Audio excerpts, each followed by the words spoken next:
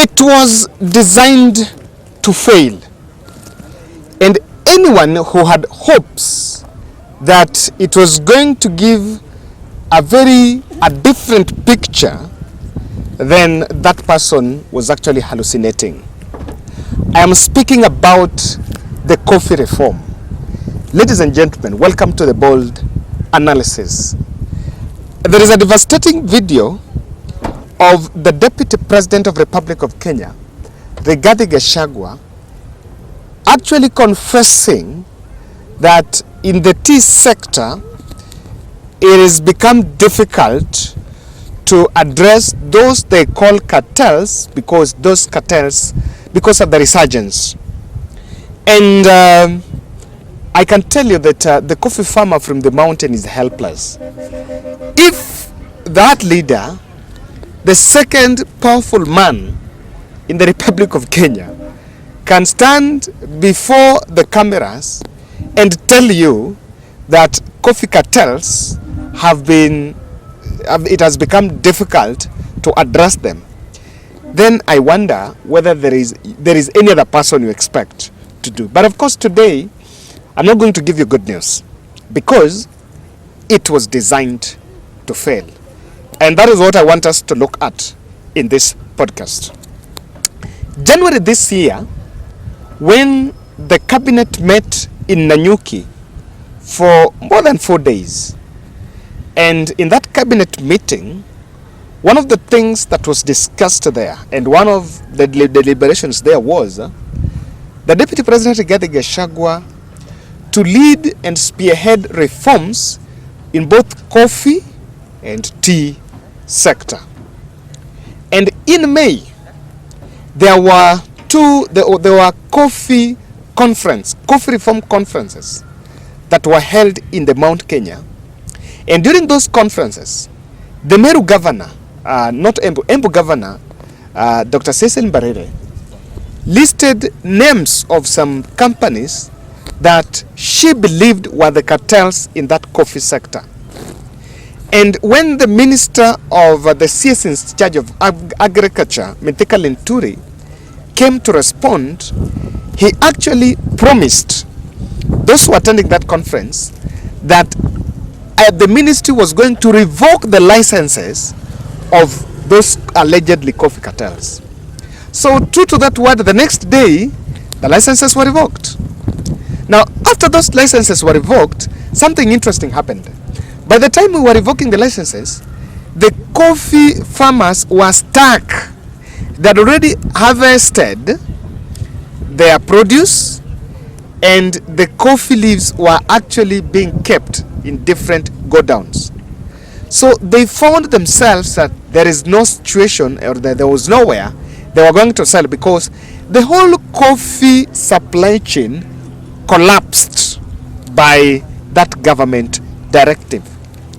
At the end of the day, what was designed to maximize income for the coffee farmer turned tragic, and the coffee farmers were actually crying because what was to give them more profits turned into a loss-making syndicate. Look at that. The Nguri member of parliament, cautioned Rigathi Gachagua and told Rigathi that what you are doing on coffee, if you don't involve the farmers, it will not see the light of the day. You cannot do it yourself without involving the stakeholders. And now, as we speak, there is no denial that the coffee reform agenda has failed, and Ruto administration only remains with one weapon. And the only thing they are telling the farmers is, we have given subsidized fertilizer.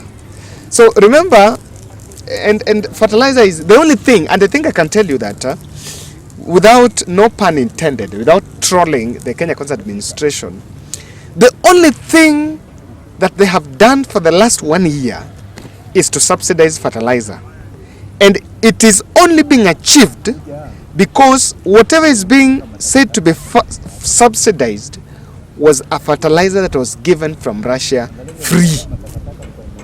So why it not that we were even given fertilizer from Russia free, we couldn't have a subsidized fertilizer? So we're waiting to see whether if Russia stops donation of fertilizer to Kenya, we're still going to have fertilizer subsidy. But that is not what was the gist of this analysis. And so I want to explain to you the dark schemes and the ghosts around the coffee politics. Why it is indeed true that the coffee politics has collapsed. Why the whole of it has collapsed. And number one is what I started this podcast saying. It was designed to fail. In February I said that what Ruto was doing to Rigathi by putting the coffee reforms under his office, it was a rope that was given so that he can hang himself. And Ruto did that because he knew very well that any reform in that sector, the previous administrations had started, and despite the fact that Uhuru Kenyatta was a president and he comes from that region and those are his constituents, despite of all efforts, he did not satisfy them. And so Ruto knew that even whatever Rigathi would think, and despite of all that Rigathi will do, it was not going to be satisfactory to satisfy the coffee farmer. And so it was designed to fail. Why? I can tell you, when William Ruto wanted to get rye out of the sugar sector, do you know what Rai was told? Rai was given mambo ni matatu. I kill you so that you go to heaven, you leave this country, or you go to jail. And that was president. Now, Ruto knows very well he's the person who has the sword. What has happened is, immediately Rigathi tried to do some mambo ni mawili there by saying, we remove you and remove those cases. You know what has happened? There is a fight back. Those who we were removing from the coffee supply chain have actually taken government back to court. And the cases are dragging in court. And that is why nothing has happened. So, it has failed because Ruto himself knew very well that this was a weapon Rigathi Gachagua was using to endear himself to the Mount Kenya voters. And he knew that the Mount Kenya caucus was not interested in it. In fact, let me tell you, the Ndindi Nyoro, the Moses Kuria, the Ichungwa, who are all eyeing the Rigathi position in the Mount Kenya politics, were not going to support Rigathi fully in what he's doing. And that is why I can explain to you and I can tell you without fear of contradiction that was designed to fail. Number two, Rigathi Gachagua went to talk and got himself in the coffee politics, not for the interest of the farmer, but to get a platform of running a political aggression against Uhuru Kenyatta. The intention why we were having all the sweet talk about the coffee farmer was not for the interest of the farmer, because I can tell you, when Rigathi got there, he always knew, there is mtu wa maziwa. He always knew that mtu wa maziwa had input, or rather some stake or some shares in the coffee and the tea subsector. To his surprise, by the way, Uhuru had interest, has very big interest in coffee.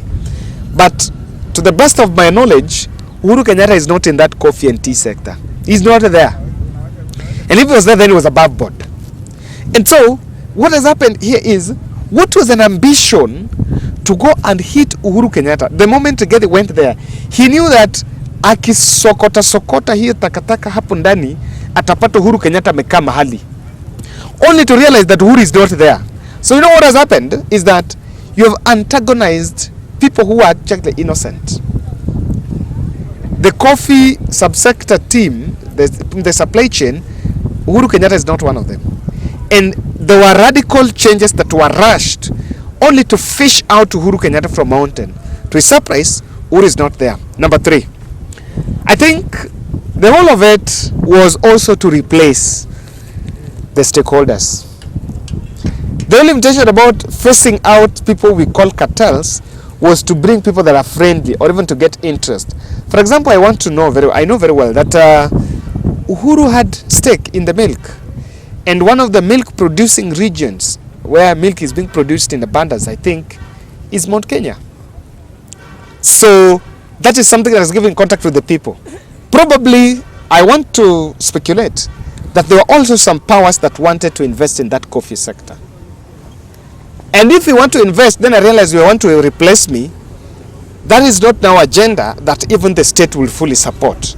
Because what is the intention? I think we did not go down to find the underlying issues that were actually around the coffee sector. Lastly, Kenya Kwanza prides of bottom up. But in the coffee reforms, we went up bottom. And that was the start of whole mess. If you wanted to do coffee, you would start bottom up. Start with the farmer. Ask the farmer. Let the farmer accept what you want to do. Take what he's saying. Then do it gradually. But when you listen to the farmer and talk to the person at the top, then the first thing you do is you remove the person at the top. It fails. Because the moment you've actually killed the man at the top, then the farmer is still continuing to grow coffee. I'm telling you, that farmer is not going to get somewhere to do it, to sell his coffee.